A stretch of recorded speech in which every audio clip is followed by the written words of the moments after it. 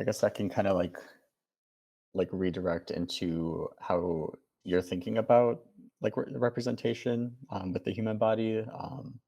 So, for example, like if you have a method behind choosing a model, a pose, the scale, like that kind of thing, like thinking through like that initial concept as you begin a artwork. Right. So, um, a lot of times I will have, as I mentioned, I will usually have kind of some sort of visual idea in my head of what I want to make, right? And then that kind of obviously slowly morphs over time. There's a few different ways that that kind of I morph that and narrow that down into what the eventual sculpture will be. So in the beginning, it can be something really simple. Passage from a book. I want to create an image of this. I don't really know how to do that, so I'll write down essentially kind of the broad idea, but I'm not really sure what this is going to be yet. So I'll just sit on it. It doesn't have to be represented right away. Then something else comes up. An example that I think is quite clear is there's a and this is a sculpture that I've made that I'm kind of partially of the on the path of. So I think it is a good example. There's this passage in the Divine Comedy, Dante's Divine Comedy, when they're in hell in the Inferno section. They meet the Dante and Virgil meets the soothsayers, people who have been fortune tellers in life. Essentially, according to I guess, Christian faith and tradition at the time. I don't know how that has changed, but at least at the time, that was considered a sin. Lying to people essentially with what's that was considered. Reading tarot cards, what are they called? The lines in your hand, whatever, telling you how things were going to go based on faulty methods, and so they ended up in hell, and they were forced to have their heads. Well, in the book, they're forced to have their heads and their feet turned backwards and kind of like wander through this section of hell, not really knowing where they're going, right? So they're kind of fumbling. I don't know where I'm going because I'm looking backwards. That was their punishment. Pretty bad stuff. And I read this and I was like, oh man, that's an epic image.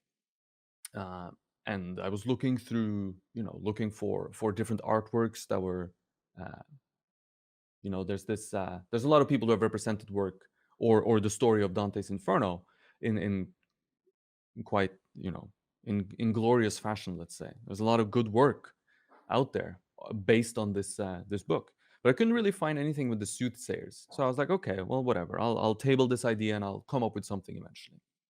And eventually I stumbled across this image of a Polish concept sculptor who does stuff for video games and stuff. And he had made this little like tiny uh, zombie head for Halloween in Super Sculpey, and the head was turned backwards, like the zombie had broken its neck and then been awakened, right? So the head was turned backwards, and the anatomy of the neck was like twisted around, and it was very realistically sculpted. And I was like, okay, got it. Now I know what I need to do, right? Now I have like a visual image in mind. So um, at that point, I have like a visual image that I kind of know what direction I need to go in. I know what the concept is. Um, what am I trying to say? I don't think I'm really need to try to say anything. You know what I mean? I don't know. Uh, it's essentially just like a representation or a visualization of a story. And at that point, I make maquettes. That's usually how I go about doing it. So I'll make some small scale figures in oil based clay to kind of play around with composition and stuff. And I will stay in that stage doing maquettes until I find one that I like, essentially. And these maquettes are very much the same way that I started sculpting back home in Norway, like years and years and years ago. So I have a lot of fun doing them. They're low risk. I don't care about, like, I care about it being like semi-human looking, but I kind of like proportion is just like based on some generalized ideas of a proportion. The anatomy is like, it doesn't really matter if it's exactly right. Surface doesn't matter. Like none of it really matters too much. And they're like 6 hour sketches. Uh, and so I'll do those until I find one that I really like. And once I find one that I like, maybe I'll do another one just to kind of refine the idea at that point a little bit, just so I have a bit of a clearer idea in mind before I commit. Because usually when I start doing some like a larger project, we're talking like at least like a 6 month like timetable. Sometimes we're talking year, sometimes we're talking years. So if I know I'm going to spend that amount of time on something, it better be like something that I know is decent. uh, or at least have like a semi decent concept of what I'm doing. And more often than not, I like to work in a scale that's 3/4 scale and upwards. And so that's a little bit unforgiving in terms of making adjustments on the fly. It's a little bit too large to essentially make good adjustments on the fly.